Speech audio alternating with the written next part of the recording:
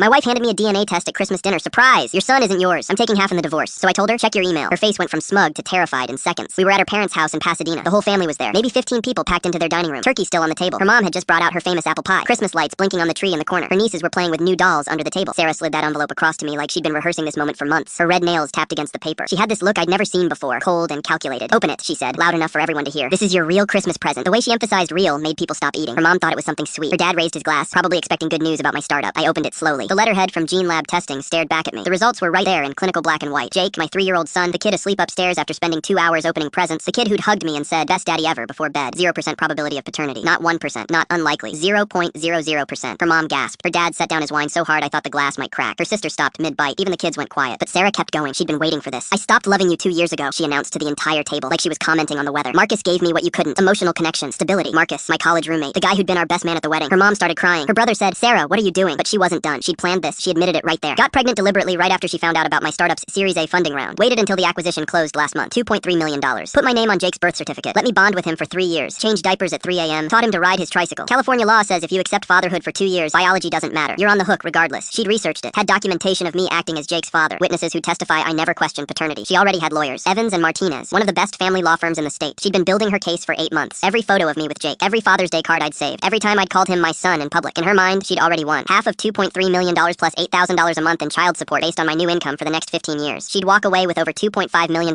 total. Her dad stood up. Sarah, you can't be serious. Oh, I'm serious, she said. I've been planning this since Jake was 6 months old. I was just waiting for the payout. Her sister grabbed her kids and took them into the kitchen. Her brother looked like he was going to be sick. Her mom was full on sobbing now. But Sarah just sat there, sipping her wine, waiting for me to fall apart, waiting for me to beg or cry or make a scene she could document for her lawyers later. Here's the thing. I felt nothing. Just this cold, crystal clear certainty about what needed to happen next. Because Sarah had made one critical mistake. She assumed I was stupid. I set the DNA test down carefully, smoothed it out like it was just another piece of paper, looked her dead in the eye. Check your email. For the first time that night, her confidence cracked. Just a flicker of confusion crossed her face. She pulled out her phone, probably expecting some desperate message, some angry rant she could screenshot and show her lawyers as proof I was unstable. I watched her open her email, watched the color drain from her face like someone had opened a valve. Her hand started shaking. The phone nearly slipped from her fingers. The email contained everything. The divorce petition my lawyer had prepared, ready to file the second she made her move. A detailed timeline of her affair with Marcus with evidence attached, screenshots of texts going back 18 months. The fraudulent paternity documentation. Recordings I'd been collecting since March. But that wasn't the best part. Remember that $2.3 million acquisition she'd been waiting for? The money she thought she'd split? I transferred 85% of my pre-acquisition stock to an irrevocable trust in my brother's name back in February. The month I first suspected something was wrong. My lawyer had structured it perfectly. Completely legal. Completely bulletproof. The $2. $3 million she'd built her entire scheme around? Only $345,000 of it was actually in my name. The rest was protected. Untouchable. Her dad leaned over to see the screen. Sarah, what is this? She couldn't speak. Just kept scrolling through page after page of evidence, watching her carefully constructed plan collapse in real time. I stood up from the table. Everything you just said, I've known since March. Every plan you made, I was 20 steps ahead of you. I walked out, got in my car, drove to the Marriott, called David, my lawyer. He filed everything that night. Her Christmas ambush became the evidence that destroyed her.